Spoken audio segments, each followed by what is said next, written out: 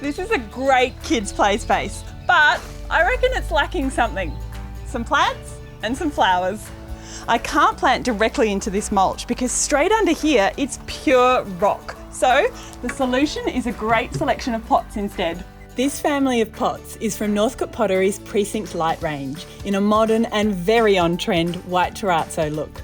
And because they are super lightweight, they are easy to move around and perfect for courtyards and balconies. First up, we're going to start with a really big pot, and I've got this beautiful lemon myrtle which has the most fragrant leaves, perfect for the kids to make fairy tea with. And to give this a best start in life, I've popped it into a dilution of seaweed, and that will get it ready to go into its new home. A large feature tree like this will add some wow factor to the space.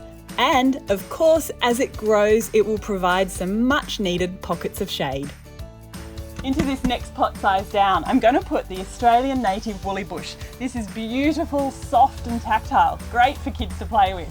Because this one and the lemon myrtle are both Australian natives, I'm going to use a native specialty potting mix. This has got all the stuff that natives love, and it doesn't have all the stuff they hate.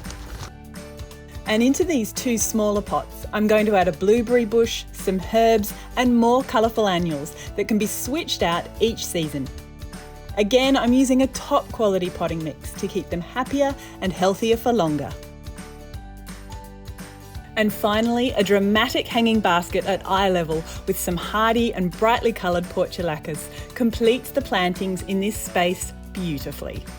As a kid's garden can never have too many flowers, I've popped a trio of pots here on the coffee table with even more pops of colour. I reckon the kids are going to enjoy this space for hours.